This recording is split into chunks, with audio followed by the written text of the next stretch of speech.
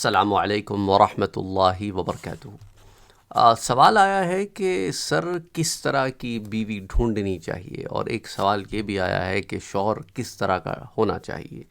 دیکھیں، میں آپ کے ساتھ چند روایات شیئر کرتا ہوں، اور اس میں آپ کے سوالات کے جوابات موجود ہیں، ان لوگوں کے لیے بھی جو شادی کرنا چاہتے ہیں اور ان لوگوں کے لیے بھی جو شادی کر چکے ہیں۔ انہیں دیکھنا چاہیے کہ کیا وہ واقعی احادیث مبارکہ کے مطابق شوہر ہیں یا حدیث مبارکہ کے مطابق بیوی ہیں یا نہیں ہیں۔ اچھا، اس میں پہلی روایت جو میں آپ سے ذکر کر رہا ہوں، حضرت عبداللہ ابن عمر ابن العاص رضی اللہ تعالی عنہ اس روایت کرتے ہیں، both father and sons are companions of Prophet صلی اللہ علیہ وسلم۔ ماں باپ اور بیٹا دونوں صحابی رسول ہیں۔ حضرت عبداللہ ابن عمر بھی صحابی رسول ہیں، اور عمر ابن العاص بھی رضی اللہ تعالیٰ عنہ بھی صحابی رسول ہیں۔ تو بہرحال وہ روایت کرتے ہیں حضرت عبداللہ ابن عمر کہ ان رسول اللہ صلی اللہ علیہ وسلم قال، کہ پیارے نبی صلی اللہ علیہ وآلہ وسلم نے ارشاد فرمایا کہ الدنیا متاع وخیر متاع الدنیا المرأة الصالحہ، کہ دنیا کا دنیا ساز و سامان کی جگہ ہے، اور اس دنیا کا بہترین سرمایہ، بہترین دولت نیک عورت ہے۔ یعنی کہ اگر تمہاری زندگی میں ایک نیک عورت آ جائے تو اس سے زیادہ بڑی تمہارے لیے کوئی دولت نہیں ہو سکتی، کیونکہ وہ نیک عورت جب آگے جو تمہارے آل اولاد پروان چڑھے گی، ان پر بھی محنت کرے گی اور دینی محنت کرے گی، کیونکہ اولاد کے لیے ماں جو ہے وہ پہلی درسگاہ ہوتی ہے، اور جب تمہارے بچوں کے ساتھ ایک دینی ماحول رہے گا نا، تو پھر آگے انہیں دین پہ چلنے میں معاونت اور مدد ملے گی۔ تو اس لیے دین کو فوقیت دی گئی۔ ہمارے ہاں لوگ مختلف چیزوں کو فوقیت دیتے ہیں، دین کو فوقیت نہیں دیتے۔ قلیل من عباد اللہ، تھوڑے سے اللہ کے بندوں کو چھوڑ کر اکثر کا یہی ہوتا ہے کہ مختلف دنیاوی امور کے اوپر ان کی زیادہ کانسنٹریشن ہوتی ہے، اور دینی امور پس پردہ ڈال دیتے ہیں، پس پشت ڈال دیتے ہیں۔ تو اس لیے بہترین سرمایہ نیک عورت ہے۔ اس لیے جب اپنے لیے کوئی بیوی تلاش کرنے کے لیے نکلو تو ظاہری حسن و جمال تو وقت کے ساتھ ختم ہو جاتا ہے۔ کیا کرو گے اس حسن جمال کا، کہ جب بیوی سارا وقت ٹک ٹاک کے آگے بیٹھی ویڈیوز بنا رہی ہے کہ دنیا اس کے حسن و جمال کو دیکھ کر اس کے فالوورز میں شامل ہو، اور پھر یوٹیوب چینل کھول کے پھر وہ پیسے کمانا شروع کر دے، اور ٹک ٹاک سے پیسے کمانا شروع کر دے، اس کے ظاہری حسن و جمال کو دیکھ کر لوگ جو ہے، یعنی کہنے کو وہ بیوی ہے کسی کی، دیوس ہوتے ہیں نا وہ مرد جن کی بیویاں یہ کام کرتی پھرتی ہیں، اور اس کے ساتھ ساتھ بعض تو خود پروموٹ کرتے ہیں، اور بعض کیا کرتے ہیں کہ بیویوں کے اس کام پہ راضی رہتے ہیں، اور بعض گھروں میں یہ حال ہے کہ شوہر کویسچنز بھیجتے ہیں کہ ہمارے گھر کی عورتیں ٹک ٹاکس بناتی رہتی ہیں سارا دن بیٹھ کر، ہمارے منع کرنے کے باوجود بھی باز نہیں آتی۔ انا للہ و انا الیہ راجعون۔ اللہ کے رسول صلی اللہ علیہ وآلہ وسلم نے نیکی کو جو ہے یہ بنایا ہے زاویہ، ان چیزوں کو زاویہ نہیں بنایا۔ تو اس سے آپ اندازہ کریں کہ نیکی کے راستے پر گامزن ہونا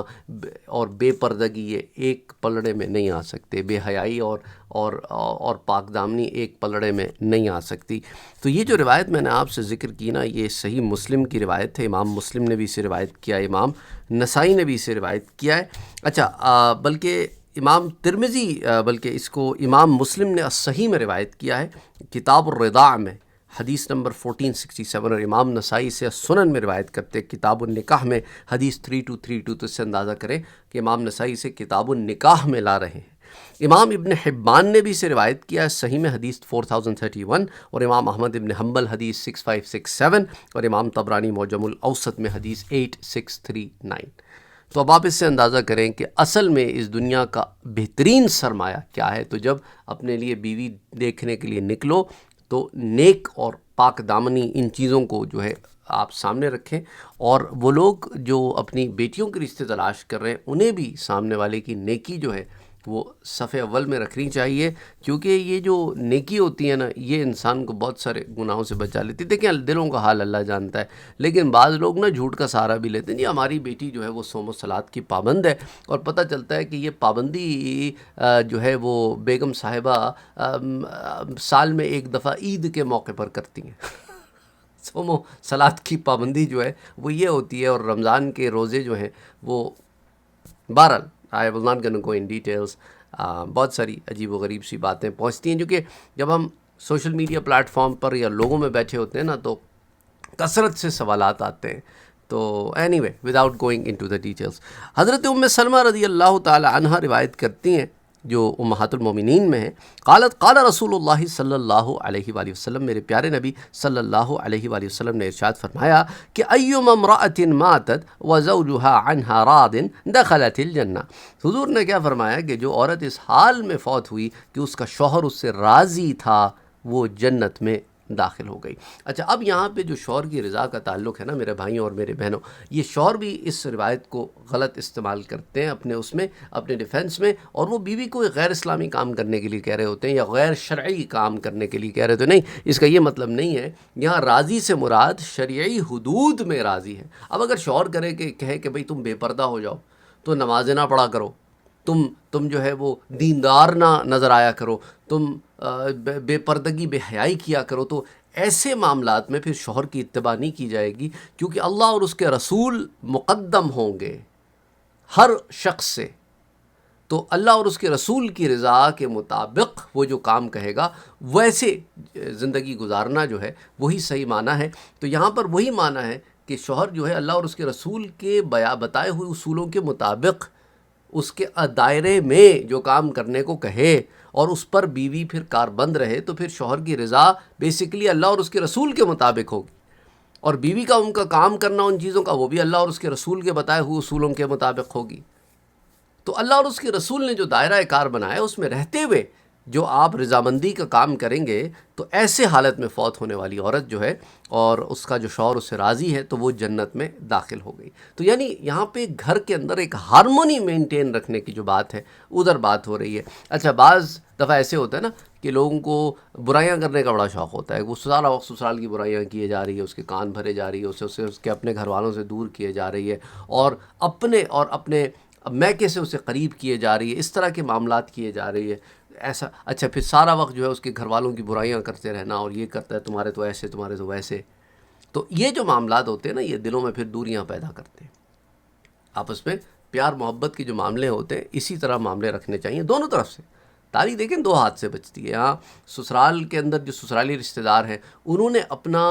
جو رول ہے وہ منفی نہیں مثبت ادا کرنا ہوتا ہے، کہ بھئی ایسا نہیں جو باہر سے لڑکی آئی ہے بس اس کو پہلے دن سے دبا کے رکھنا ہے، ادھر سے لڑکی کو میکے والے چابی پھرا کے بھیجتے ہیں کہ بھئی تم نے شوہر کو قابو میں یہ قابو میں کر کے رکھنا اور دبا کے رکھنا، اور اسی میں ساری زندگی گزر جاتی ہے۔ اور زندگی جسے اللہ سبحانہ و تعالیٰ نے نعمت کے طور پہ ادا کیا تھا، جو ایک مثبت گزرنی چاہیے تھی، وہ منفی گزر جاتی ہے، وہی لڑائی جھگڑوں میں ٹسل بازیوں میں نکل جاتی ہے۔ کبھی ننندوں سے جھگڑے، کبھی بھاوجوں سے جھگڑے، کبھی جٹھانی سے جھگڑے، کبھی دیورانی سے جھگڑے، کبھی اور جھگڑے، ایک عجیب معاملے جو ہے نا۔ اچھا، یہ جو روایت میں نے آپ سے ذکر کی ہے، اسے امام ترمذی نے روایت کیا ہے، امام ابن ماجہ نے بھی، اور امام ترمذی کہتے ہیں ھذا حدیث حسن، درجہ حسن کی روایت ہے۔ امام ترمذی سے سنن میں لاتے ہیں حدیث 1161، اور امام ابن ماجہ اسے لاتے ہیں حدیث 1854 کے تحت، اور امام حاکم اسے المستدرک میں روایت کرتے ہیں حدیث 7328 کے تحت، اور امام حاکم کہتے ہیں ھذا حدیث صحیح الاسناد،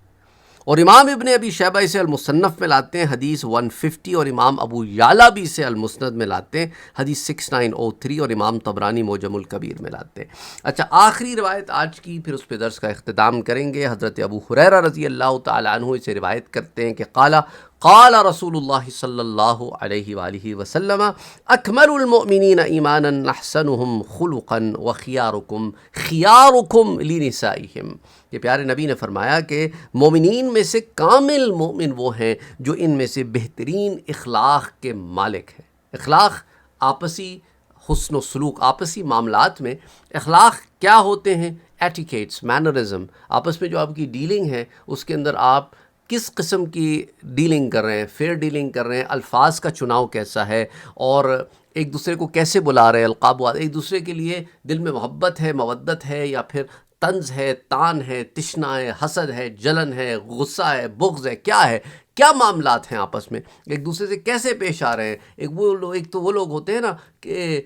بغل میں چھری اور منہ میں جو ہے وہ بڑی میٹھی باتیں کر رہے ہوتے ہیں، وہ اسلوب نہیں، کہ دل میں کچھ اور زبان پہ کچھ نہیں، وہ اسلوب، وہ اخلاق اچھے نہیں ہوتے۔ اندر باہر ایک رہو اور اچھے رہو۔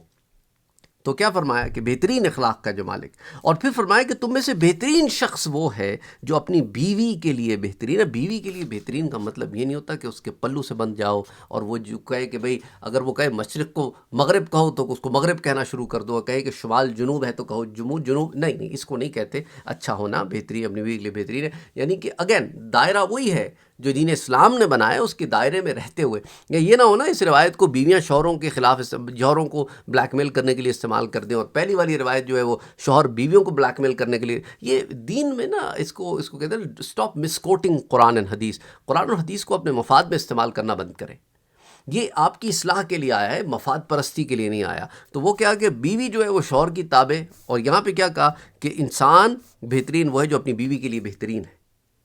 اس کے جو حقوق ہیں انہیں ادا کرے۔ بیسکلی یہ ہے، حقوق کو احسن طریقے سے ایک دوسرے کی ادا کرو اور جنت پالو، بہترین انسان بن جاؤ۔ اچھا، یہ جو روایت جو ہے نا، اسے امام ترمذی نے بھی روایت کیا، اور امام احمد نے بھی، اور امام ابن حبان نے بھی روایت کیا، اور امام ترمذی کہتے ہیں ھذا حدیث حسن صحیح، درجہ حسن اور صحیح کی روایت ہے، اور اسے امام حاکم کہتے ہیں کہ ھذا حدیث صحیح، امام حاکم کہتے ہیں درجہ صحیح کی روایت ہے، اور امام ابن حبان چونکہ اس کو صحیح میں لائے تو صحیح کی روایت ہوگی، درجہ صحیح کی روایت ہو گئی۔ اچھا، امام ترمذی سے لاتے ہیں حدیث نمبر 1162، امام احمد ابن حنبل اسے المسند میں حدیث 10110، اور امام ابن حبان الصحیح میں حدیث 479، امام حاکم المستدرک میں حدیث نمبر 2، امام دارمی السنن میں، امام ابو یعلا المسند میں، کئی کتب حدیث میں یہ روایت آتی ہے۔ بہرحال آئی ہوپ کہ دیٹ ہیلپس یو انڈرسٹینڈ کس طرح کا رشتہ دیکھنا چاہیے، لڑکا ہو یا لڑکی ہو، اور اگر آلریڈی رشتہ ہو چکا ہے، ازدواجی زندگی میں منسلک ہیں، میاں بیوی کی طور پہ زندگی گزار رہے ہیں، تو کیسی زندگی گزارنی چاہیے۔ السلام علیکم ورحمۃ اللہ وبرکاتہ۔